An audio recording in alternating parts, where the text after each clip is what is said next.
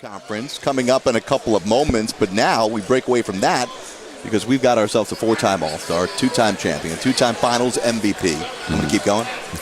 2-time Defensive Player of the Year. All-around fun guy, Kwahi Leonard with us here. Grant Hill, Steve Smith, I'm Jared Greenberg. Our coverage of Media Day and practice presented by AT&T rolls on here live from Wintrust. Kwahi, does this ever get old for you? Is it still pretty cool? Yeah, it's still fun. You know, it's always great to come out with the best players in the NBA, or just the ones that are named All-Stars, and go out there and compete, you know, see what their daily routines are. What do you find happens in terms of the interactions? Do you pick other guys' brains, or is it not basketball talk at all? I mean, yeah, you could pick, you could do whatever you want, you know what I mean? Make your own conversation, pick their brain about basketball, talk about life, see what they're doing for their break, you know, just make it casual, natural.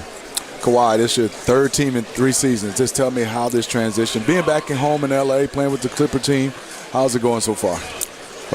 I mean, it's been going well for me. You know, it's exciting. Different conference again this year. You know, the Western Conference is great. We're trying to build. We want to be a team, the last team standing in the playoffs. So, I mean, it's been fun. I've been healthy. I'm happy. So what do you guys have to do as you come out of the All-Star break and, and prepare yourself for the playoffs? What's the focus, the mindset as you guys start the second half of the season? I think we've got about 25 games left. The mindset is just to keep trying to build and be a better team each and every day. You know, trust each other, go out there with a winning mindset, and just less mistakes. You know, it's the second half of the season. We got to do the best job we could do to go into the playoffs. You know, Kwahi, you and Paul George hadn't had that much time on the court together. Have you guys talked about it, and what are you guys are talking that off the court that's trying to help you guys prepare for this? Just really pretty much learning the offense, learning teammates. You know, just knowing that it's not just us that's going to do it. We got to do it all with the whole 15. And like you said, we haven't had that much time together. Either I went out with something, a quick bang, and then he been out with his injuries. So this second half is going to be huge for us. We got to just make sure we're healthy down this road. We even had Pat Beverly out a few times this season, so we all have to just combine together.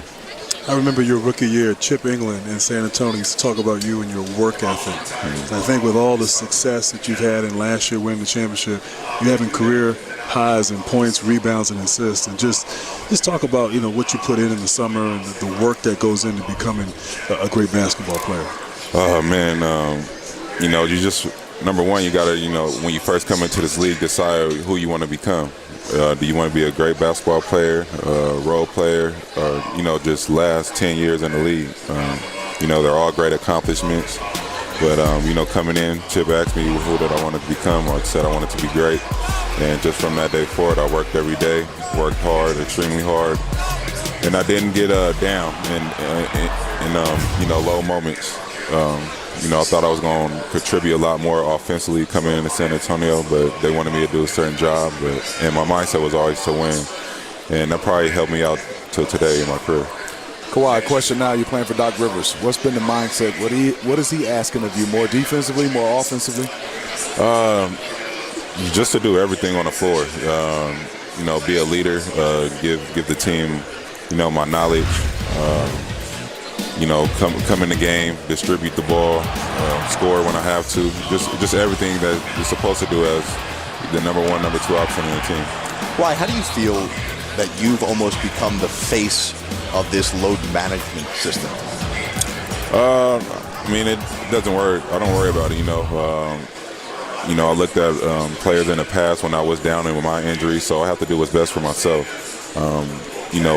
We wouldn't be talking about me or, anything with playoff runs if I'm trying to make everybody else happy besides myself. And, I went out hurt for a whole year, and I had a whole year to reflect on, how I should, contribute forward with my career. And, right now everybody thinks you sit because you just getting rest for that day. But, for me, it's really dealing with an injury and making sure that I'm 100% and, hey, I know what it is. So. You didn't play any back-to-backs last year. It resulted in a championship. You haven't played any back-to-backs this year, but I was out in Philadelphia covering your Clipper game, and I'm hearing some rumblings that there's a conversation that maybe you're going to play in a back-to-back the second half of the season? Maybe. We got to see how the body feels and, make sure you don't run over anything. We just want to be healthy as possible. Kwahi, I just got a question for you. Obviously, we know you've been cautious during the regular season the last few years and have had great results. Basketball is a game of rhythm. And I know Doc doesn't practice a whole lot. He likes to get out there on that golf course and really give his guys time off. How do you maintain your rhythm? Because you'll be off for a couple days and then go out and put up great numbers out in the game. I've just been impressed how you've been able to do that. So how do you, in your private time, maintain your rhythm throughout the season? I still watch film, and when we do practice, or if I'm sitting in the game, I'm watching film. Like I said, I'm doing something that's going to require me to be better. Like the games I said, I'm doing some type of rehab or injury prevention, and I'm watching film. I'm watching the game to very detailed, and once I come in the next day of practice, I'm going to incorporate it and, try to, put my mindset in that same position that I've been seeing in the game. So is it fair, just to conclude with this, that based on what you've learned through San Antonio, winning a championship there and then in Toronto, that the health and making sure that all of that is way more significant than getting a number 1 seed in the West would be? Not necessarily saying that, because guys play hurt all the time. You know what I mean? It's about what the injury is. Like, I'm not no doctor, but the doctors know what you need from a certain standpoint. But it's also based on how you're feeling. Just learning that you just can't listen to what people are telling you. You got to listen to your body. Why we appreciate all your time here. This has been great getting to know you. Maybe we do this every day, you think, during the season?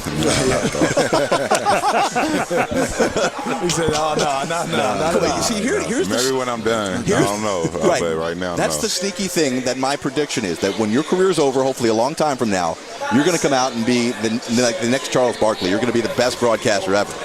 With Charles and the best? See it right now. Is Charles the best? Right. No, he just ran over these guys like that. Oh, man. Good luck in the All-Star game. Good luck in the Congrats. second half of the season. We'll see you down the road. Thank you. All right, Appreciate there it. he is, the 2-time Finals MVP, Kwahi.